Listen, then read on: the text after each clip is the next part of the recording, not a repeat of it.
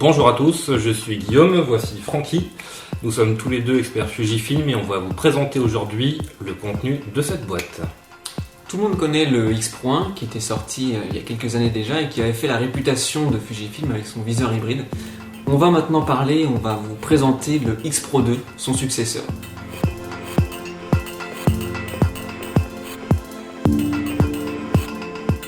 Alors, qu'est-ce qu'on retrouve ici?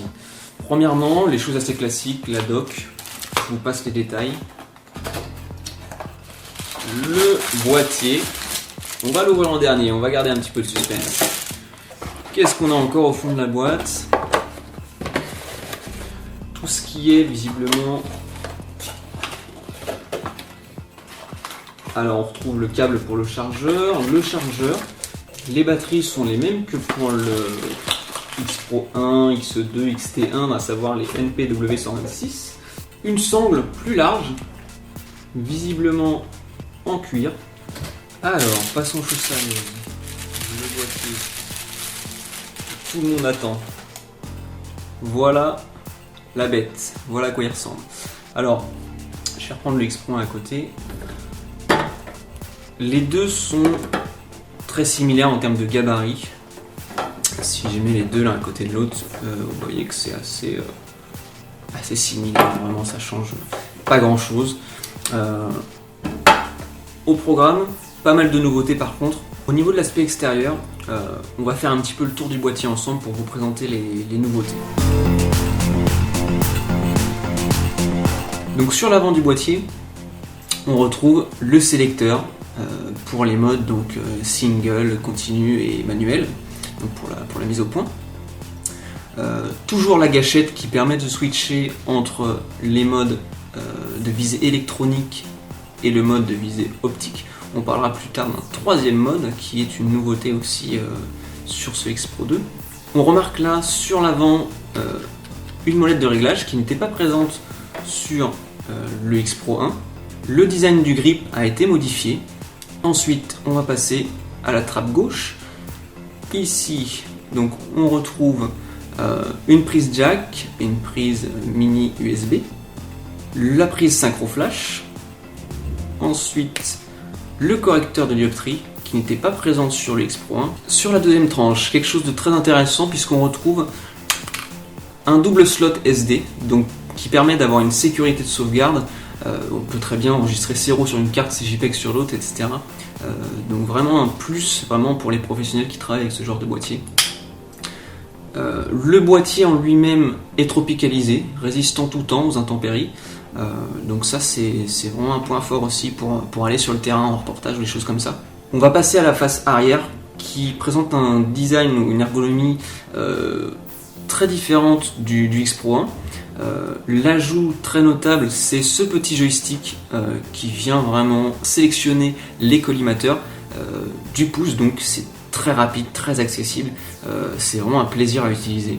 Une deuxième molette de réglage ici, les touches classiques de lecture, etc. La croix, l'écran, ici, les touches donc, de ce côté-là ont été déplacées, elles étaient ici sur l'X Pro 1, elles ont été déplacées ici pour qu'elles soient contrôlables toutes de la main droite. Une molette de compensation d'exposition qui va de -3 à +3, alors qu'elle n'allait que de -2 à +2 sur le X Pro 1. Et un mode C qui permet d'aller jusqu'à -5 ou +5 au niveau de la correction d'exposition.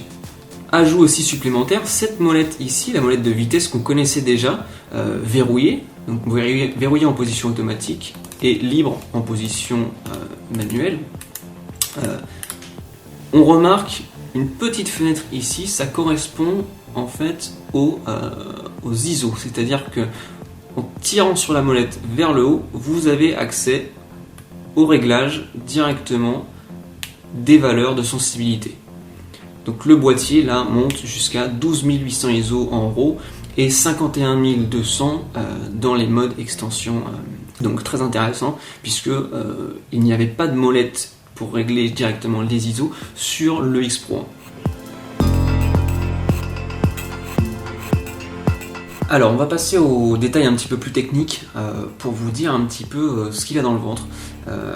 À savoir que Les grandes nouveautés vont être déjà un nouveau processeur, le successeur du EX-R2, appelé le X Pro.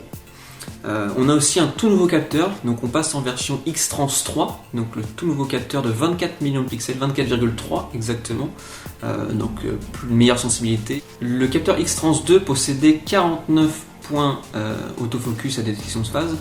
On passe sur cette version 3 à 77 points et on couvre un champ plus large sur le capteur. Donc très intéressant pour tout ce qui est photo sportive et pour le suivi notamment de sportifs en mouvement par exemple. Au niveau de l'obturateur, on est sur un nouvel obturateur également. Il peut monter jusqu'au 1/8 millième de seconde. Vous avez la vitesse ici sur la molette, donc au 1/8 millième de seconde, donc très intéressant pour toutes les photos à forte luminosité en extérieur par exemple, pour pouvoir conserver une profondeur de champ minimale. Le X Pro 2 se dote également d'un obturateur 100% électronique qui a l'avantage de monter jusqu'au 1/32 millième de seconde et d'être 100% silencieux. Parfait donc pour être très discret. C'est le même obturateur électronique qui fonctionnait déjà sur le XT1.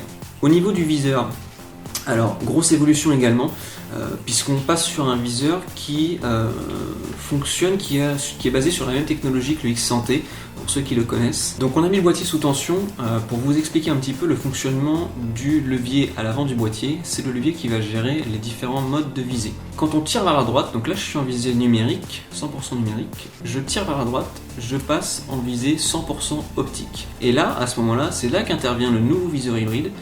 On pousse la gâchette vers la gauche pour afficher la petite fenêtre d'assistance dans le coin inférieur droit du viseur. Donc c'est une petite fenêtre numérique qui permet d'avoir le contrôle sur sa mise au point, son exposition, etc. tout en temps réel. Donc vraiment très pratique. Vous venez de terminer un tour relativement complet du Fujifilm X Pro 2 avec Francky. On a déjà vu pas mal de choses différentes sur ce nouveau boîtier. On peut aussi dire que la synchro flash maintenant c'est 250e de seconde, qu'il y a 6 boutons fonction entièrement personnalisables. On a encore des centaines de choses à vous dire, on reviendra dessus sur notre vidéo qui sera peut-être un peu plus technique mais plus complète en tout cas. Et on voulait avec vous surtout terminer par une petite note musicale. Donc moi avec le X Pro 1, Francky avec le X Pro 2, et on va se quitter là-dessus.